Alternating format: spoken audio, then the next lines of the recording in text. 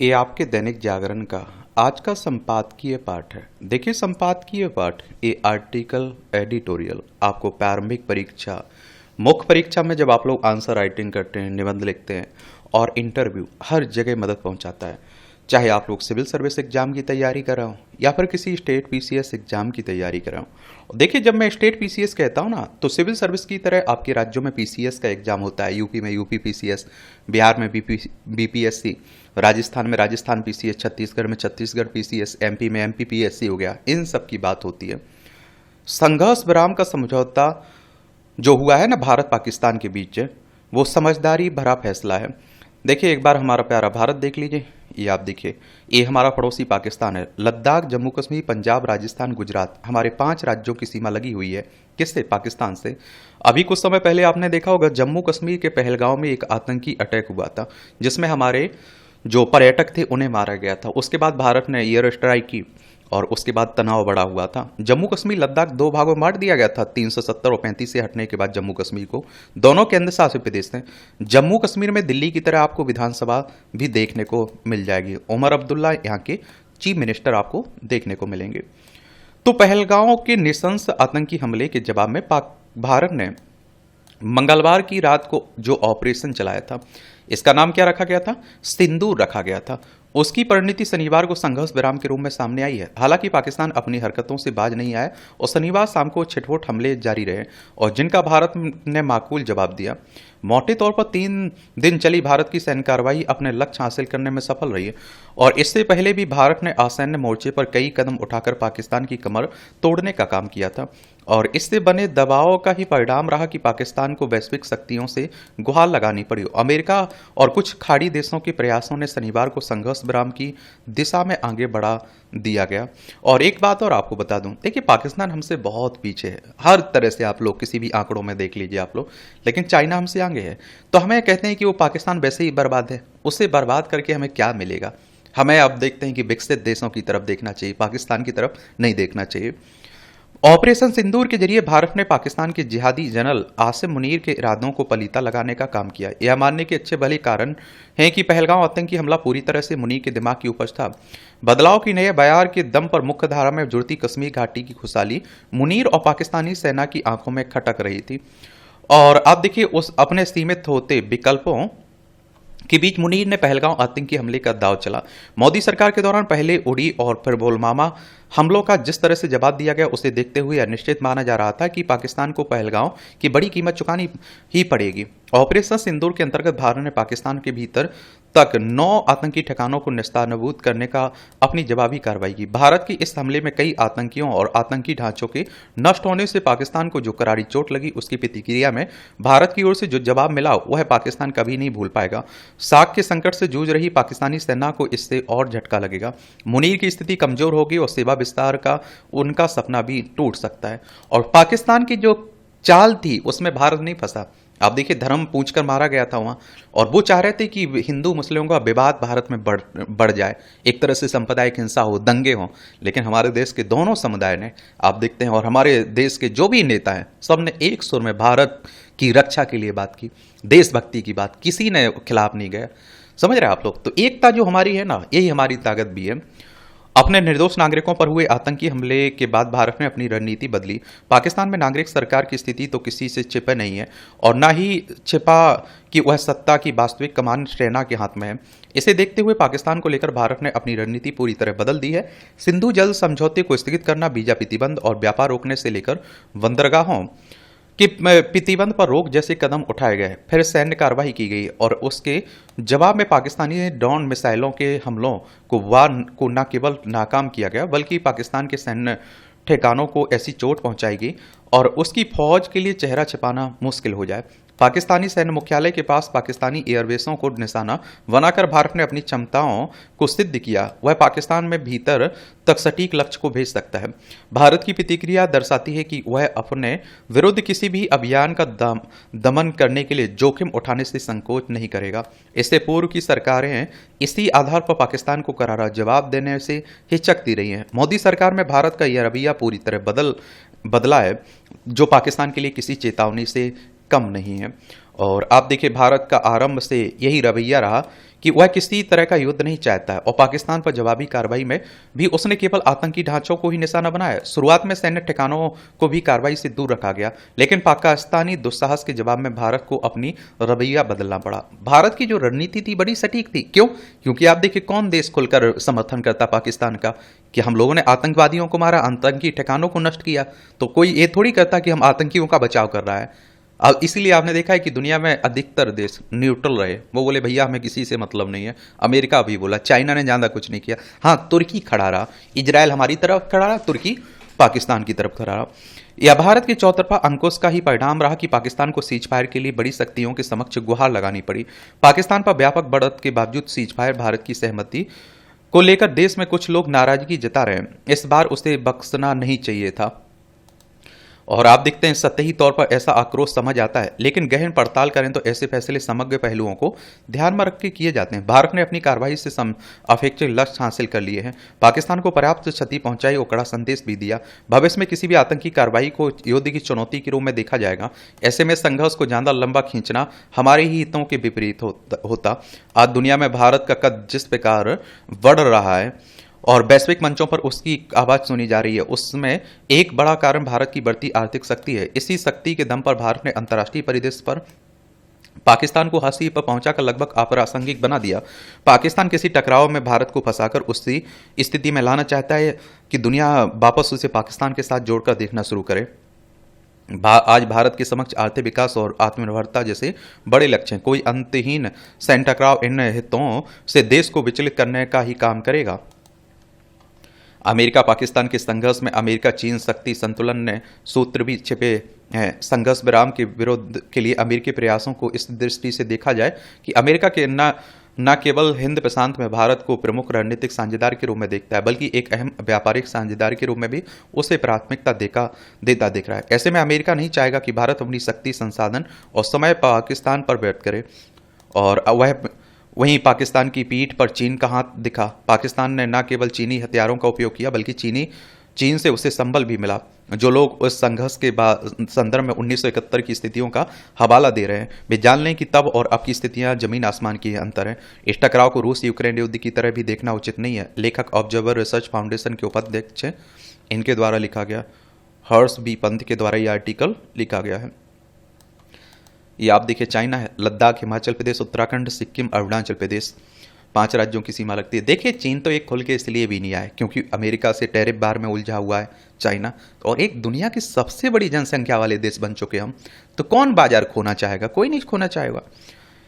युद्ध जैसे हालात में शांति की बीतों की बातें, ये आप देखिए उसी की बातें की जा रही हैं। या आप देखिए संकट काल में ही किसी राष्ट्र, समाज और व्यक्ति के वास्तविक चरित्र का परिचय मिलता है। भारतीय सेना नेतृत्व ने जिस साहस से पाकिस्तान के दुस्साहस आतंकी कुकृत्यों का प्रत्युत्तर दिया, वह न केवल सराहनीय बल्कि गर्वित करने वाला भी। पहलगांव में हुए आतंकी हमले में निर्दोष लोगों के मारे जाने से देश का आम जनमानस क्षुब्ध था, उसमें प्रतिशोध का भाव था। दुनिया जानती है कि पाकिस्तान अपने अस्तित्व के ठीक बाद से ही आतंकवाद का पोषक देश रहा है। भारत ने उससे सबक सिखाने के लिए ही उस पर ऐसा करारा प्रहार किया कि वह बिलबिला कर रह गया। उसने हमारे निर्दोष पर्यटकों को मारा। भारत ने उसके आतंकी ठिकानों को उसके घर में घुसकर ध्वस्त किया है। और युद्ध से बचने की बात में बुराई नहीं, परंतु निकृष्ट कोटि के शत्रु के समक्ष शांति की दुहाई देना एक तरह का आत्मघात है। एक बात और आप लोगों को बता दूं, देखिए आप लोगों को मालूम है कि अब भारत पाकिस्तान के बीच तनाव बढ़ा हुआ था, तो आप सभी को मालूम है कि इस तरह के आर्टिकल खूब लिखे जाएंगे। बस मैं कह रहा हूं कि एक बार इसके सभी पक्षों को आप लोग समझ लीजिएगा, और फिर कुछ अपडेट होता है तो उसके बारे में जरूर आपको याद रखना चाहिए। बाकी चलता रहेगा। देखिए तो ये पढ़ना हो तो पढ़ सकते हैं, इसकी पीडीएफ मैं दे दूंगा आप लोगों को।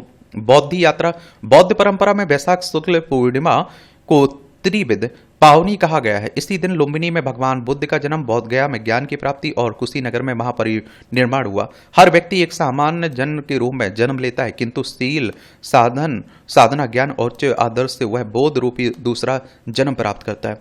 सिद्धार्थ से भगवान बुद्ध बनने की बौद्ध यात्रा मनुष्य की उस यात्रा को दर्शाता है जब वह इस धरा पर आने की सार्थकता को चरितार्थ करता है। ज्ञान की यह ज्योतिपुंज भीतर के अंधकार को ज्ञान के प्रकाश से आलोकित करता है। मनुष्य में भटकाव की प्रवृत्ति होती है, वह आकर्षण, भय, मोह और भ्रम में पड़कर दिशा भटक जाता है। इस भटकाव को पहचानते हुए बुद्ध ने मनुष्य को बाहर से नहीं भीतर से जगने की शिक्षा दी है, अपना दीपक स्वयं बनने को कहा है। उनके अनुसार अंधकार रूपी अनंत जीवन यात्रा में आप एक सीमित दूरी तक ही दूसरे के विकास के सहयोग से यात्रा कर सकते हैं।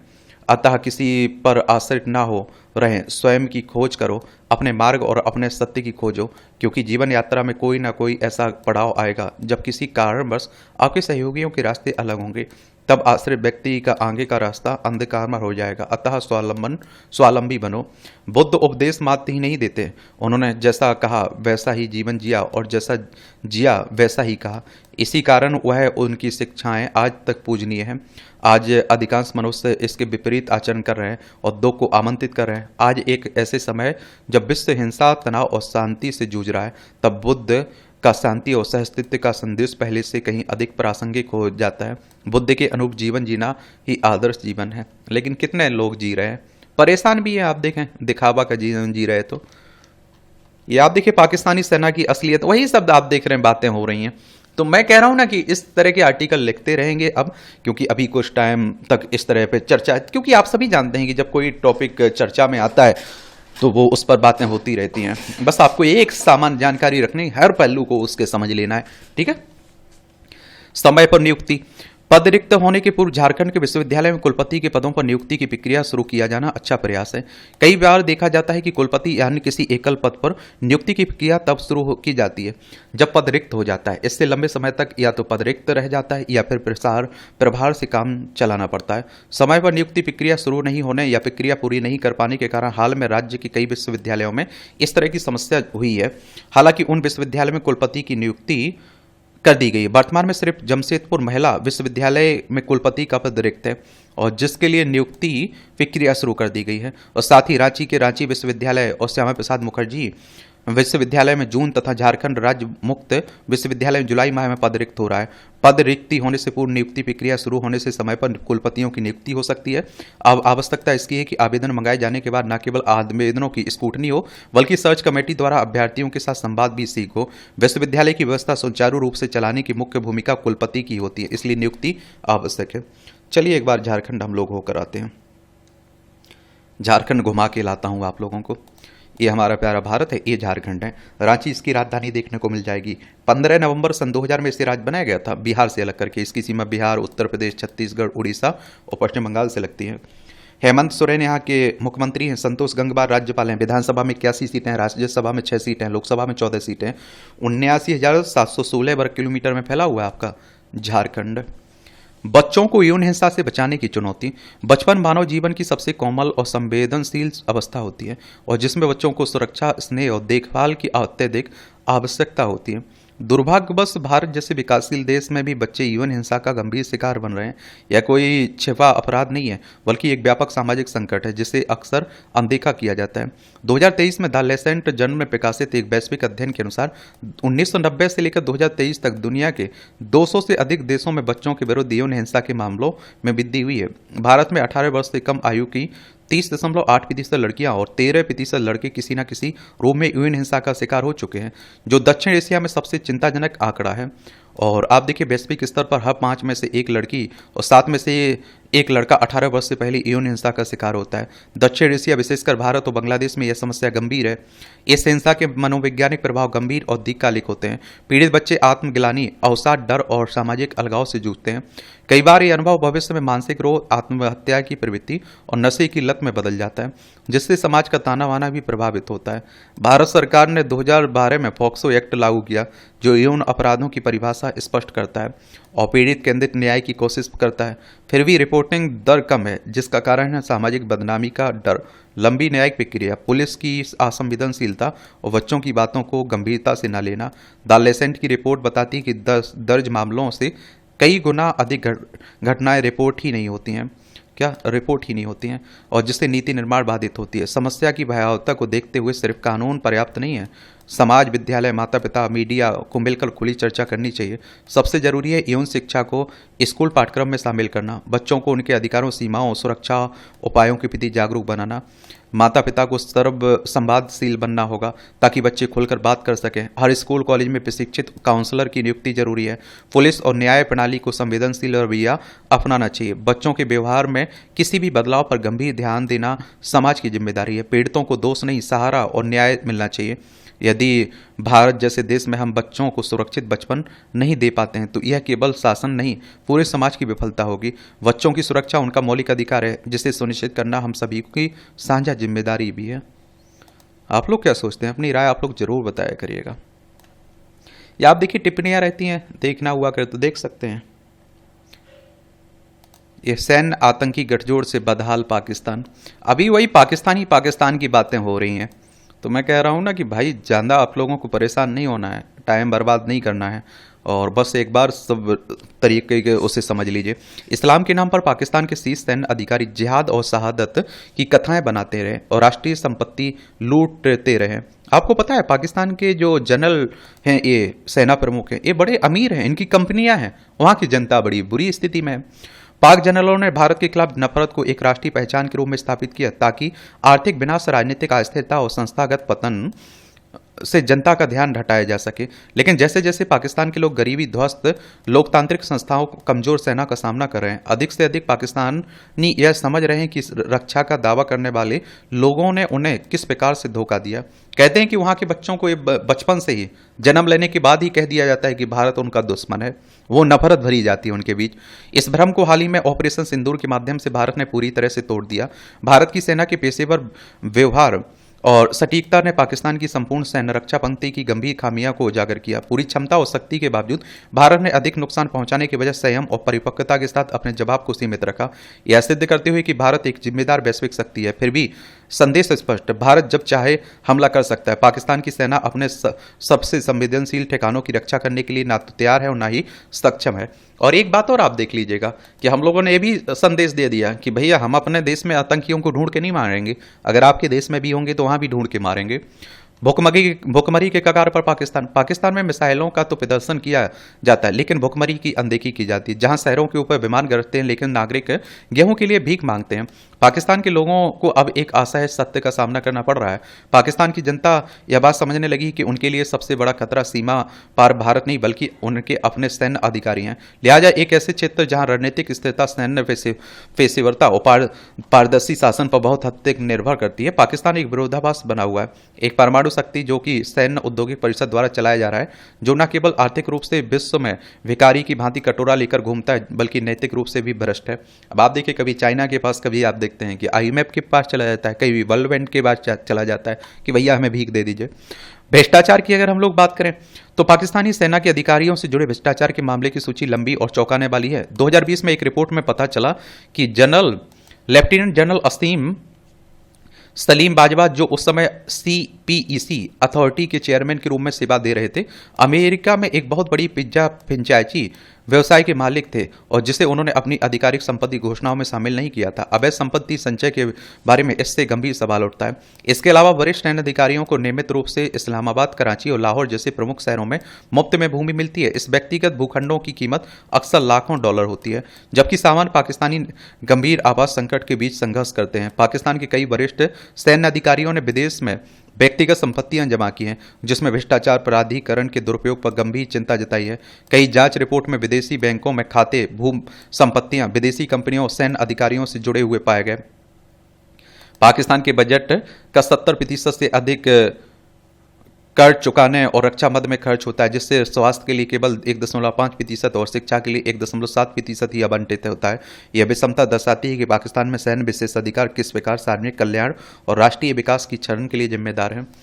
ढहता हुआ तंत्र व गीदड़ भपकियां, पाकिस्तान के तथाकथित उच्च श्रेणी के जेट और मिसाइलों को परेड के मैदान दिनों में बड़े धूमधाम के साथ प्रदर्शित किया जाता है, जबकि इसकी सैन्य तत्परता की असलियत स्थिति का राजपास हो चुका है। पिछले कुछ वर्षों में भारत ने सटीकता से हमले किए और जिनमें 2019 का बालाकोट हो गया, हवाई हमला। हाल ही में किए गए ऑपरेशन सिंदूर के तहत पाकिस्तान के आतंकवादी इंफ्रास्ट्रक्चर को बिना किसी गंभीर प्रतिरोध के सफलतापूर्वक निशाना बनाया। 9 मई की रात ओपन सोर्स सैटेलाइट इमेजरी और स्वतंत्र रक्षा विश्लेषकों सहित 10 मई को भारतीय सेना ने यह पुष्टि की कि 8 सैन्य हवाई अड्डों जैसे प्रमुख प्रतिष्ठानों को आरक्षात्मक लक्ष्यों हेतु अटैक किया गया। हाई अलर्ट और उच्चतम तनाव के बावजूद पाकिस्तान एयरफोर्स भारतीय विमानों को इंटरसेप्ट करने में नाकाम रही, जो उसकी सुस्त प्रतिक्रिया और रणनीतिक विफलता को दर्शाता है। जन जागरूकता का दमन।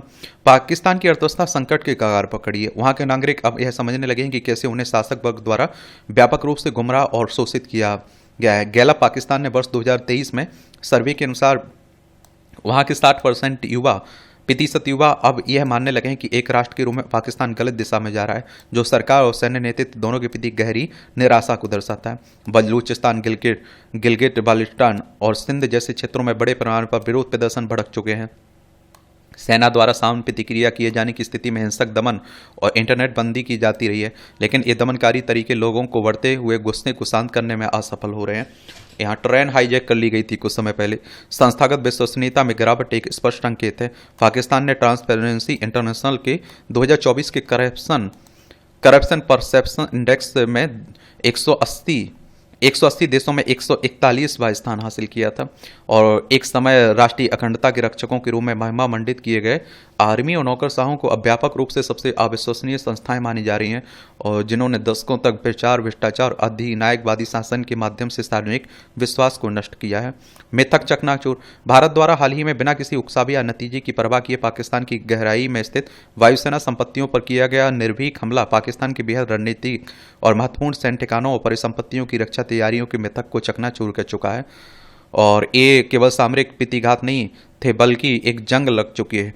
भ्रष्ट सैन्य तंत्र के प्रतीकों का योजनाबद्ध विध्वंस था और पाकिस्तान की रक्षा संरचना जो शब्दों में विशाल और गर्व से भरी हुई असल में खोखली निकली जब भारत ने अत्याधुनिक तकनीक और सटीकता के साथ प्रहार किया।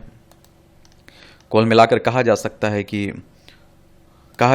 दशकों से भ्रष्ट पाकिस्तानी जनरलों ने अमेरिका, यूरोप और खाड़ी देशों में अपार संपत्ति अर्जित की है, जबकि देश के गरीब और अशिक्षित लोगों को भारत विरोधी स्थायी दुश्मनी की कहानियों से भ्रमित किया। उन्होंने करदाताओं का धन लूटा, घटिया उपकरण खरीदे, भारत विरोधी प्रोपेगेंडा को अपनी सत्ता बनाए रखने का साधन बनाया। इसी बीच एक आम पाकिस्तानी बढ़ती महंगाई और कमजोर पड़ती अर्थव्यवस्था के नीचे पिसता रहा है। लिहाजा अब जब यह भ्रम टूट रहा है कि सच्चाई सामने आ रही है, तो यह सवाल स्वाभाविक है कि एक देश कब तक जीवित रह सकता है जब उसके तथाकथित रक्षक ही उसके सबसे बड़े लुटेरे बन जाएं। पाकिस्तान आज किसी बाहरी साजिश का शिकार नहीं, बल्कि उन लोगों के आंतरिक विश्वासघात का शिकार है जिन्हें उसकी रक्षा का संकल्प लेना था, और जो पाक सेना वर्षों तक पर्दे के पीछे से शासन करती रही हो अब विश्व मंच पर आ चुकी है, साथ ही बेनकाब, अपमानित और अपने ही लोगों और दुनिया की नज़रों में अप्रासंगिक होती जा रही है। कठपुतली बना राजनीतिक तंत्र। पाकिस्तान सेना ने अपने 76 वर्षों के अस्तित्व में 33 वर्षों से अधिक समय तक सीधे तौर पर सरकार चलाई है या नागरिक सरकारों में भारी हस्तक्षेप किया है। नवाज शरीफ, बेनजीर भुट्टो, इमरान खान जैसे निर्वाचित नेताओं को सेना के रावलपिंडी स्थित मुख्यालय में स्थापित सैन्य नेतृत्व के प्रति उनकी निष्ठा के आधार पर एक के बाद एक समर्थन दिया गया, फिर नकारा भी गया। इमरान खान, जो कभी सेना के नीले आंखों के लड़के के रूप में प्रसिद्ध थे, वह 2023 में सेना के शीर्ष अधिकारियों के साथ झगड़े के बाद जबरन सत्ता से हटा दिए गए और वर्तमान में जेल में है। वर्तमान हाइब्रिड शासन जो देखने में भले ही पाकिस्तान डेमोक्रेटिक मूवमेंट के तहत शहबाज शरीफ द्वारा चलाया जा रहा है, परंतु यह सेना के समर्थन पर जीवित हैं और लेकिन इस सरकार के समक्ष भी वैधता का संकट है, जो पैमाने पर जनता के विरोध, व्यापक असंतोष और विपक्षी नेताओं एवं नागरिक समाज की सैकड़ों गिरफ्तारियों का सामना कर रहा है। और आप देखते हैं कि पाकिस्तान के प्रणालीगत सैन्य हस्तक्षेप ने देश के आर्थिक सुधारों और राजनीतिक स्थिरता दोनों को गंभीर रूप से कमजोर किया है। वित्त वर्ष 2023-24 में पाकिस्तान की प्रति व्यक्ति आय घटकर $1470 पर आ गई, जबकि महंगाई दर लगभग 30% पहुंच गई है। हालात यह कि पहुंच गए कि अंतर्राष्ट्रीय मुद्रा कोष ने वेल आउट शर्तों के कारण सामान्य नागरिकों के लिए जीवन की स्थिति और कठिन हो गई। देखिए, IMF की बात करें तो इंटरनेशनल मॉनेटरी फंड की बात हो रही है। जुलाई 1944 में स्थापना हुई थी। वॉशिंगटन DC USA में हेडक्वार्टर देखने को मिलेगा। इस कानून और व्यवस्था की टूटने के बीच संस्थागत क्षय का सबसे चौंकाने वाला और शर्मनाक संकेत यह था कि वहां के पूर्व प्रधानमंत्री इमरान खान को उनकी हिरासत में यौन उत्पीड़न का शिकार बनाया गया। यह केवल मानवाधिकार का उल्लंघन ही नहीं बल्कि राष्ट्रीय गरिमा का भी घिनौना उल्लंघन है।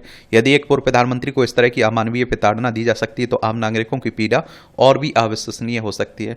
आम लोगों का क्या हाल होगा आप जानते हैं, सोच सकते हैं, जब प्रधानमंत्री ही सुरक्षित नहीं है, वहाँ का पूर्व प्रधानमंत्री। ये आप देखिए, राजनीति की बातें, वहीं सुशासन तिहार से गांव गांव को उम्मीद है। मुख्यमंत्री विष्णु देव हैं साईं, ये छत्तीसगढ़ की बात। सबक सिखाने की रणनीति, पहलगांव की प्रतिक्रिया सैन्य कार्रवाई के साथ ही आतंक के विरुद्ध हमारी रणनीतिक ताकत का प्रतीक भी बन गया। अपने नागरिकों को सुरक्षा के लिए भारत भी कुछ भी कर सकता है। चलिए आप लोग बताइए क्या सोचते हैं आप लोग। और इस तरह से आप देखेंगे कि आज का जो संपादकीय पाठ है उसकी कहानी कवर होती है। आप लोग पढ़ते रहिए, एंजॉय करते रहिए। आपका कोई सवाल है जो बता रहा हूँ तो बता दिया करिएगा। बिंदास रहिए, आप लोग ईमानदारी से पढ़िए, अनुशासन में रह के पढ़िए, मैं कहता हूँ। धन्यवाद।